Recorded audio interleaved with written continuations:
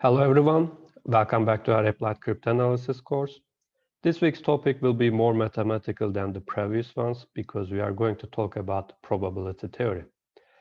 Probability theory is very important for cryptanalysis because almost every cryptanalysis technique is a statistical attack. For instance, starting from the pen and paper methods, frequency analysis is a statistical attack, but for instance, for the most famous block cipher cryptanalysis techniques like differential cryptanalysis and linear cryptanalysis, they are all statistical attacks. So an idea behind these attacks are as follows.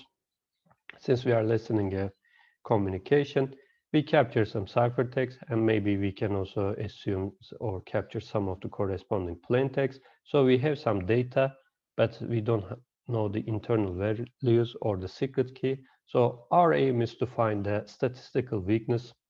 In other words, a distinguisher which would allow us to distinguish the some or the full version of the cipher from a random permutation. So we will call it that statistical weakness a distinguisher, and by using that distinguisher, if we can distinguish the cipher from a random permutation, we will call it a distinguishing attack.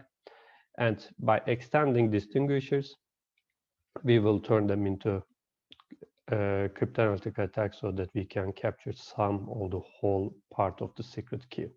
For this reason, in order to be able to compare our found weaknesses with respect to a random permutation, we first have to understand what is random and what is probability theory. So let's start with some definitions and some mathematical results. So first, talk about random experiment outcomes. The set of all possible outcomes is the sample space S. Subsets of S are called events of the experiment. An event occurs if one of the outcomes in the event occurs. So a basic example is rolling a dice. So the possible outcomes are one, if your dice is a regular one with 6 sides, it will be 1, 2, 3, 4, 5, or 6.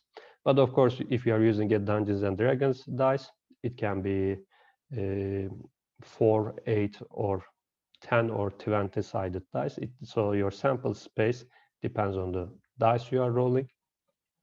So if you roll it and if the outcome is 3, then that event is okay. So you can always think about dices in our examples. Actually, soon I will give an exercise using dices to be able to understand what the differential cryptanalysis is all about, or actually any distinguishing attack is all about. So let's start with Kolmogorov axioms. Given S and events A1, A2, or up to anything in the sample space S, a probability measure P on S is a function P from S to 0 to 1, which is an inclusive set, such that probability of any event in the sample set is greater than or equal to 0. So this is for every event AI in S. Another thing is that all of the probabilities, so the sample space happening is 1. So this is why we always talk about probability 1. So if something is going to happen with 100%, this means that its probability is 1. And another definition is that if the intersection of two events are an empty set, in this case we will call them mutually exclusive, then the probability of both one of them or two are happening, so the union of these two events happening is the probability of A1 and A2. So you might think it as follows. So assuming that A1 is rolling 1 and A2 is rolling 2 when you are rolling a dice. If it is a 6-sided dice, rolling 1 has probability 1 over 6 and rolling 2 has probability 1 over 6. But rolling either 1 or 2, in this case, the probability of this is 1 over 6 plus 1 over 6, which is 1 over 3. So this is the main axioms we made before we start talking about probability. So here's a frequency definition of probability. This is not much used or much known, but the idea is as follows. If A is an event and the experiment is repeated under the same conditions n times, then probability of A is the number of occurrences of A divided by n when the limit n goes to infinity. So in other words, this means that when you're rolling a dice, it says that if you roll it infinitely many times, 1 out of 6 times it will be 1, or 1 out of 6 times it will be 5, and so on. So this is a different way of looking at the probability. So this also means that if you toss a coin 10 times, it doesn't mean that you will definitely see 5 heads and 5 tails. This is the expected value, but not the reality. But this definition says if you toss a coin infinitely many times, half of them will be tails and half of them will be heads. That is the idea. So let's talk about conditional probability. Given a sample space S and events A and B, where probability of B happening is larger than 0, the probability that A occurs given that B occurred is the conditional probability of A given B. It is denoted by probability of A given B, like this, and is defined by probability of A intersection B divided by probability of B. Since, as you can see, probability of B is at the denominator, this is why we made the condition here that its probability is greater than 0. Because if it is 0, then it is undefined, or actually it is infinity. You will get a divide by 0 problem here. So this is why in mathematics we have to give the definition and precisely to avoid this kind of problems. This is why we are saying that probability of B is different than 0. But of course, if this is the case, you can take this and put it to this part of the equation, and you can say that probability of A intersection B is just probability B multiplied by probability of A given B. So this is actually very useful in probability calculations in real life. Conditional probability is really important, so I want to give a famous example. But before that, I will give a few more definitions so that I will give you every tool to solve that exercise. Let's start with partitioning. Events A1, A2 to until AN are partitioned the sample space S if for all I different than J, AI intersection AJ is the empty set, and the union of all of these AIs gives you the sample space. So this is called a partitioning. In our case, in rolling a dice, the outcome being 1, 2, 3 to 6 would be a partitioning of the sample space. And total probability is defined as follows. If AIs partition the sample space, and if B is any event in S, then probability of B is actually the summation of all of this from I equals to 1 to n, probability of AI multiplied by probability of B given AI. Again, this is somewhat useful. Sometimes it is hard to calculate the probability of an event, but if you know the partitioning, then you can perform this. You can easily obtain these probabilities and make the summation. And before moving on, let's talk about Bayes' theorem. If AIs partition the sample space S and B is a subset of S, then probability of AI given B is defined like this. This is the one we defined before. This is the conditional probability, P AI intersection B divided by probability of B. But Bayes' theorem says that this also equals to this divided by this. We are actually combining previous theorems to obtain this one. Again, this is sometimes useful in real life.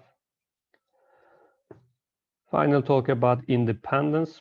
Given two events A and B in the sample space S, if the occurrence of B does not affect the occurrence of A, then probability of A given B equals the probability of A, because A is not affected by the B happening. And we say that A is independent of B. So if A and B are independent, sorry, this is the definition, A and B are independent if probability of A intersection B is actually probability of A multiplied by probability of B. If you remember this definition, there was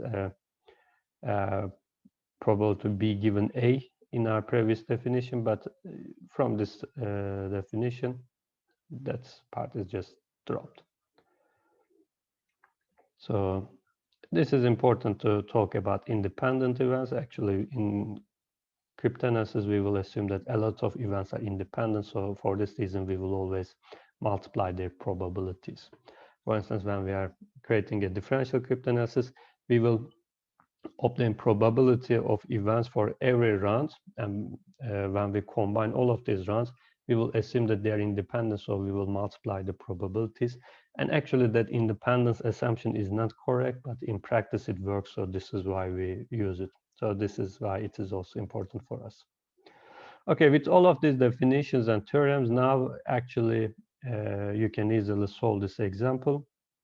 This is a historical example from, I think, 1990s, where people thought that it is a paradox or the answer was wrong. So I want to give you a thinking exercise. So if you don't know already the answer, just please don't try to look at it from the internet. Just try to solve it yourself to understand how conditional probability actually works. Okay. So this famous example is as follows. Suppose you are in a game show and you are given the choice of 3 doors. Behind one door is a car and behind the others goats. So your aim is to win the car. Okay. But your chances are low because there are 2 goats and 1 car. You pick a door, say you just chose number 1, it doesn't matter, but for the sake of clarity, we are giving numbers. So assume that you chose the first door, and the host, who knows what's behind the other doors, opens another door, say number 3, which has a goat. So he never opens a door with a card. He's just doing this and then asks you, do you want to pick the door number 2? So here, actually, he's trying to show the participant that they might be losing, because one of the doors also, actually, they're trying to convince that maybe you chose the one with the card because, as you can see, there is 1 goat in this door. And then he asks you, do you want to pick number 2? So question is it your advantage to take the switch? So would you stick with the number 1, or do you want to choose the second door, number 2, which is not opened yet? So this is the question. And actually, you can calculate the probabilities and tell that if you don't switch, this is the probability of winning. And if you switch, this is the probability of winning. And most people think that opening the third door has no effect at all because it doesn't affect your choice. But this is because the conditional probability is somewhat tricky. So you can just obtain the probabilities again with the previous definitions and theorems I have given you. But I want you to really think about it. And if you cannot directly calculate it from the theorems, since there are 3 doors, there are actually not that much of possibilities. Just write all of the possible versions, pick the door, and then, make the switch and don't make the switch. And you can that way also calculate if it is good to switch or not, or what are the probabilities of switching for winning, and what are the probability of winning if you don't do the switch.